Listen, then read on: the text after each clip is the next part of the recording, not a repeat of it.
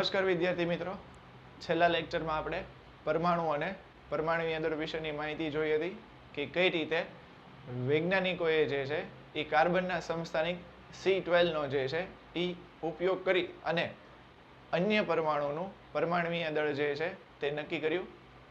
બીજી જો આપણે વાત કરીએ તો તેમાં આપણે જોયું હતું કે 1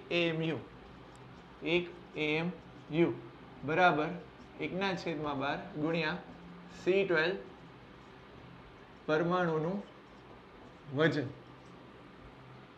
હવે વૈજ્ઞાનિકોએ જે છે અહીંયા એક નવો સંબંધ જે છે એ આપ્યો તો કે 1 AMU બરાબર 1.66 ગુણ્યા 10⁻²4 ગ્રામ.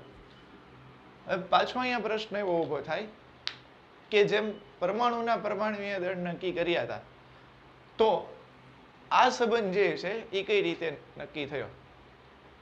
જે C12 પરમાણુના મદદથી અન્ય પરમાણુના પરમાણુય દળ નક્કી થયા હતા તેનું વૈજ્ઞાનિકોએ વજન જે છે એ શોધ્યું. એટલે કે જે છે C12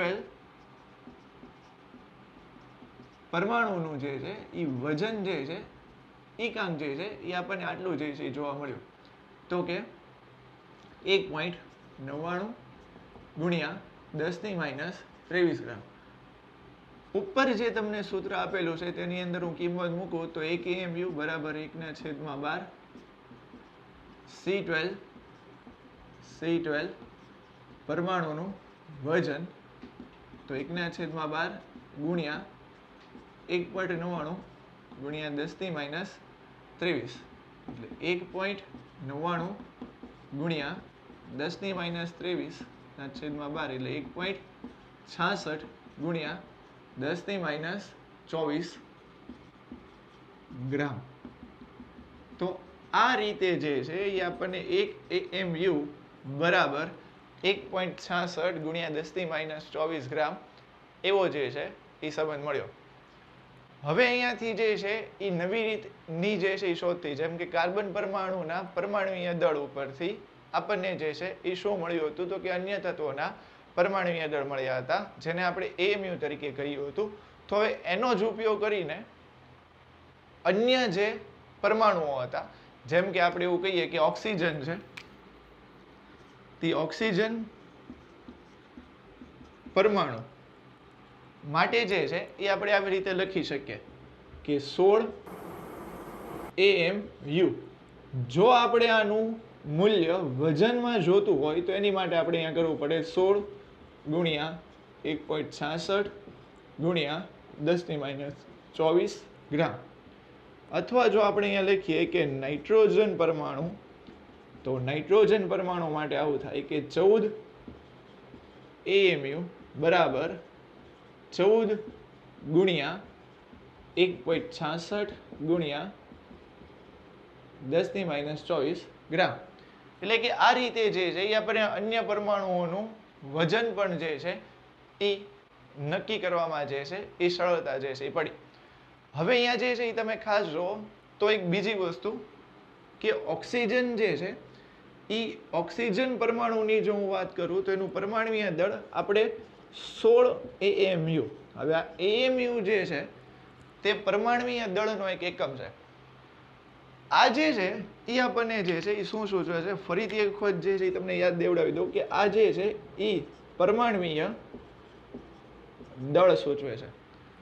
પરંતુ જો આપણને આ પરમાણુય દળ ગ્રામ પરમાણુય દળમાં જે છે એ પૂછેલું હોય તો કઈ રીતે નક્કી થાય તો કે એની માટે જે છે 16 ગ્રામ આવી રીતે જે છે એ નક્કી થશે. એટલે કે જો આપણે કોઈ તત્વનું ગ્રામ પરમાણુય દળ નક્કી કરવું હોય તો તે ગ્રામ પરમાણુય દળ તેના પરમાણુય દળ જે છે તેને બરાબર હશે. એટલે આવી રીતે જે છે લખી શકીએ કે પરમાણુનું પરમાણુય દળ બરાબર જે છે તે ગ્રામ પરમાણુય દળ. તો આ જે છે એ બેઝિક માહિતી હતી કે હવેથી જે છે એ પહેલા આપણે પરમાણુનું પરમાણુય દળ AMU માં નક્કી કરતા હતા. હવે જો આપણે એનું વજન એટલે કે ગ્રામમાં નક્કી કરવું હોય તો એની માટેનો પણ એકમ નક્કી કરવામાં આવ્યો. અને કોઈ વખત જે છે એ જો તમને ગ્રામ પરમાણુની દળ એમસીક્યુમાં પૂછી લે, જેમ આપણે ટોપિકમાં આગળ વધતા જશું તેમ એમસીક્યુ પણ જે છે એ જોશું. જો તમને ગ્રામ પરમાણુની દળમાં એકમ પૂછેલો હોય તો જે છે એ કઈ રીતે આપણે નક્કી કરી શકીએ, તો કે 16 AMU એટલે કે જેટલું તેનું પરમાણુય દળ હશે તેટલું જ તેનું જે છે એ શું થશે, ગ્રામ પરમાણુય દળ જે છે એ થશે. હવે આ જે છે એ આપણે ટોપિક મુખ્ય શરૂ કરવાનો છે, તે છે આણ્વીય દળ. આણ્વીય દળ અથવા તો અણુભાર કહીએ. આ શરૂ કરતા પહેલા તમને 1 થી 30 તત્વો જે છે એ 1 થી 30 તત્વોના જે છે એ પરમાણુય દળના મૂલ્ય ખ્યાલ હોવા જોઈએ. હવે આ જે પરમાણુય દળના મૂલ્યો જે છે એ તમને કઈ રીતે ખ્યાલ આવે, તો કે એ તમારે યાદ રાખવાના હોય. હવે એની માટે જે છે એ તમારે કોઈ સ્પેસિફિક રીતે સમય કાઢી અને ગોખણ મારસ થવાની જરૂર ન હોય. એટલે કે એને પાકા જે છે એ ન કરવાના હોય. જેમ જેમ તમે આગળ જે છે એ ભણતા જશો એમ એમ મોટા ભાગના જે છે એ તમને પરમાણુય દળ યાદ જે છે એ રહી જશે. અમુક એવા પરમાણુય દળ હશે એટલે કે જેના પરમાણુ ક્રમાંક ખૂબ વધારે હશે, તો એના પરમાણુય દળ તમને જે તે એમસીક્યુમાં આપેલા હશે. એટલે કે જો તમે 50 થી ઉપર આપણે જઈએ તો એના પરમાણુય દળ આપણને એમસીક્યુની અંદર જે છે એ મોટા ભાગના કેસમાં આપેલા જે છે હોય છે. 30 તત્વોના પરમાણુય દળ જે છે એ ખાસ તમને જો ખ્યાલ હશે, જો નો ખ્યાલ હોય તો જે છે એ તમે લખી લો એક વખત 30 તત્વોના પરમાણુય દળ. તમે અહીંયા જોઈ શકો છો કે 30 તત્વોના પરમાણુય દળ એને બુકમાં એક વખત નોટ ડાઉન કરી લો, તો જેને કારણે આપણે આણ્વીય દળ જ્યારે નક્કી કરીએ તો જે છે એ તમને સહેલાઈતા જે છે એ રહેશે. આણ્વીય દળ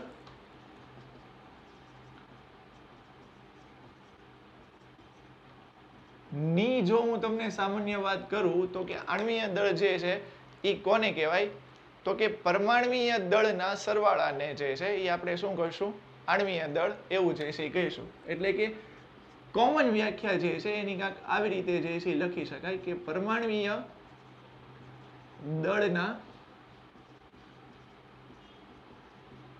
સરવાળાને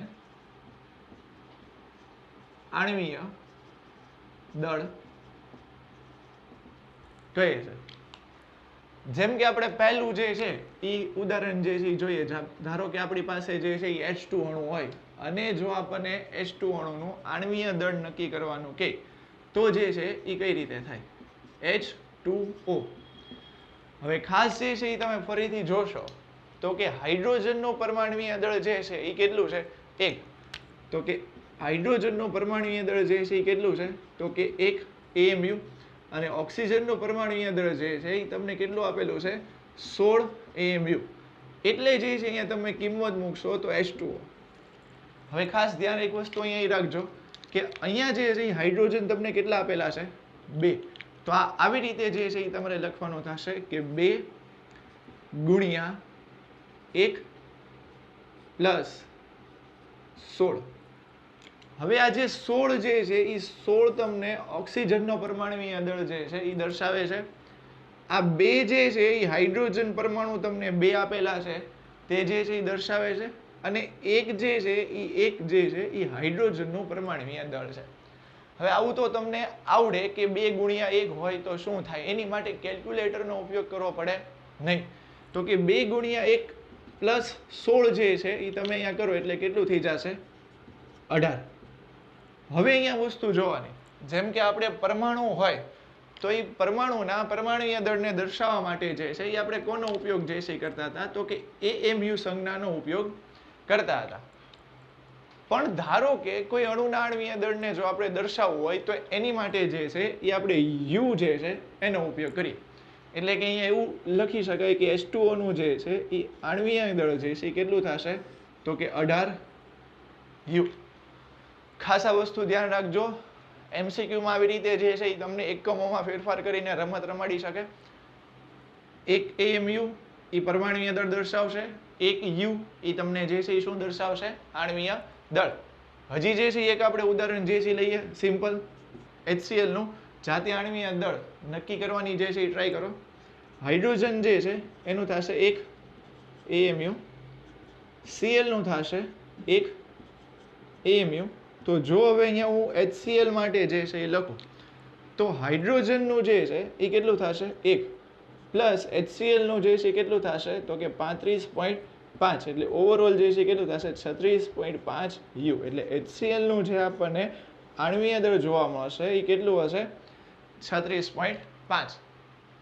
હજી એક ઉદાહરણ જે છે જોઈએ તો કે CaCO3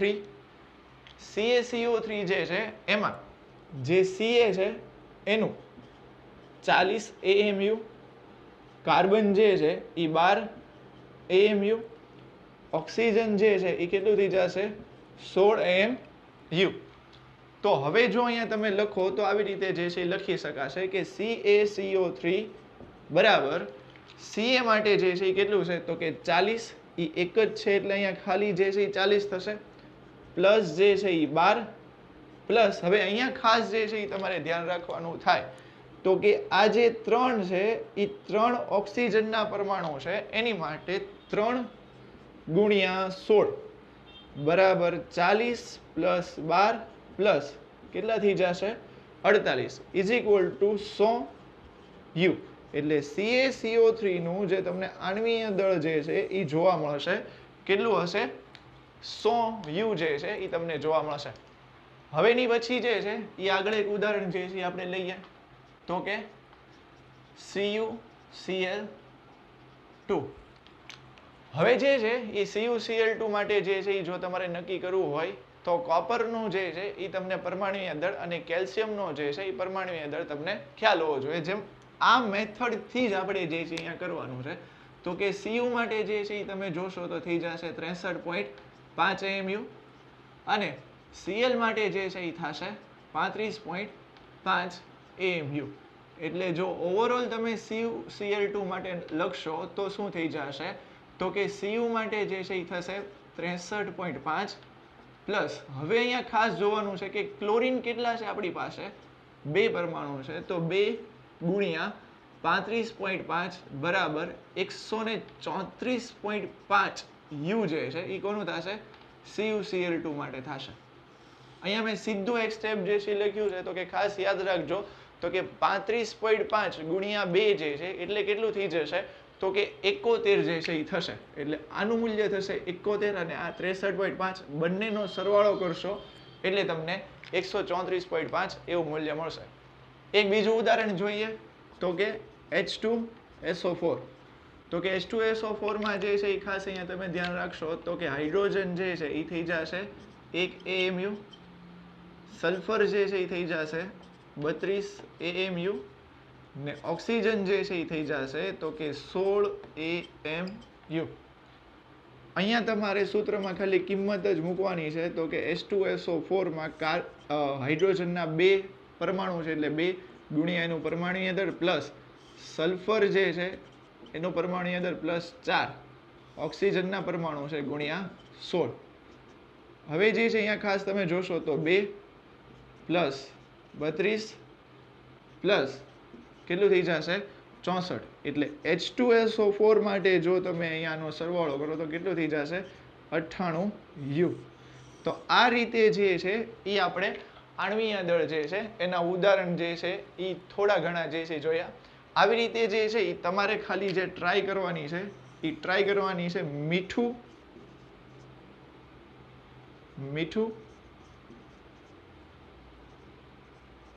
ખાંડ અને MgSO4.7H2O. આ ત્રણની જે છે એ તમારે ઘરે ટ્રાય કરવાની છે કે મીઠું ખાંડ અને MgSO4 નું જે છે એ તમે આણ્વીય દળ કઈ રીતે નક્કી કરી શકો. આ બંનેના તમને સૂત્ર જે છે એ ખાસ ખ્યાલ હોવા જોઈએ. હવે આનું જે છે એ કઈ રીતે થશે તો કે એની માટે હું પહેલા તમને એક્ઝામ્પલ જે છે એ કરાવી દઉં તો કે Na2CO3.10H2O. હવે ધારો કે જ્યારે અહીંયા તમને ડોટ આપેલો હોય તો એનો મતલબ જે છે એ તમને ખ્યાલ હશે. જો ન ખ્યાલ હોય તો શું થશે કે પાણીના અણુ તેની સાથે જોડાયેલા છે. એટલે કે જે સ્પંજને જ્યારે તમે પાણીની અંદર જે છે એ રાખો ત્યારે સ્પંજ જે છે એ પાણીનું જે છે એ શું કરી લેશે શોષણ જે છે એ કરી લેશે. તો આ જે છે Na2CO3.10H2 એટલે એની અંદર 10 પાણીના અણુ તેની સાથે જોડાયેલા છે. હવે જો આનું આપણે આણ્વીય દળ નક્કી કરવું હોય તો આમાં એવું કોઈ રોકેટ સાયન્સ નથી. જેમ આ બધાની તમે મેથડ કરી એ જ મેથડ કરવાની છે. તો કે પહેલા જે છે અહીંયા તમે ખાસ જુઓ તો કે સોડિયમના કેટલા જે છે એ આપણને પરમાણુ આપેલા છે તો કે 2 ગુણ્યા એનું પરમાણુય દળ થશે 23. વચ્ચે પ્લસની નિશાની. અહીંયા કાર્બન જે છે એ કાર્બન કેટલું થશે 12. એની પછી જે છે એ તમે જોશો તો કે ઓક્સિજન જે છે એ કેટલું છે 3 ગુણ્યા જે છે 16 એનું પરમાણુય દળ પ્લસ 10 ગુણ્યા હવે અહીંયા H2SO4 નું જે છે એ તમને આપેલું જ છે કે કેટલું જે છે એ થાય 18. તો અહીંયા જે છે એ તમારે મૂકી દેવાનું 18. તો આનું આખાનું જો તમે પરમાણુ દળ એટલે આનું જે છે એ તમે સાદરૂપ જે છે આપો એટલે કે કેટલા થશે અહીંયા 46 પ્લસ 12 પ્લસ 48 પ્લસ 180 એટલે 286 જે છે એ તમને શું થશે તો કે Na2CO3 જે Na2CO3.10H2O જે છે એનું તમને શું મળશે આણ્વીય દળ જે છે મળશે. ફરીથી એક વખત રિપીટ કરું છું કે જો આવી રીતનું તમારે હોમવર્કમાં આ જે છે એની ટ્રાય મારવાની છે. અહીંયા વચ્ચે ડોટ છે તો એની જગ્યાએ મેં જે છે એ આ સરવાળાની નિશાની જે છે એ મૂકેલી છે. 2 Na નું પરમાણુય દળ, C નું 12, 3 અહીંયા ઓક્સિજનના, 16 જે છે એનું પરમાણુય દળ.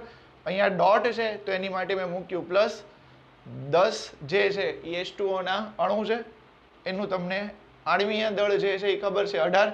તો એ 18, 23 દુ જે છે એ કેટલા થશે 46, 12, 16 તેરી 48 અને 10 ગુણ્યા 18 એટલે કેટલા થશે 180.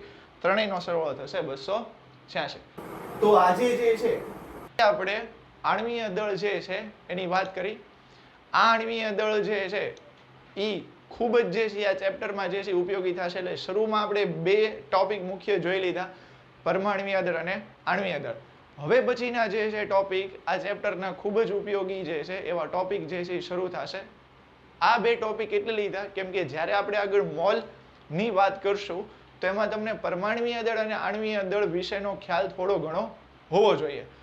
હજી તમને કહું છું જો 30 તત્વના પરમાણ્વીય દળ યાદ ન હોય તો સ્ક્રીન ઉપર તમારી છે તમે એને એક વખત નોટમાં લખી લો.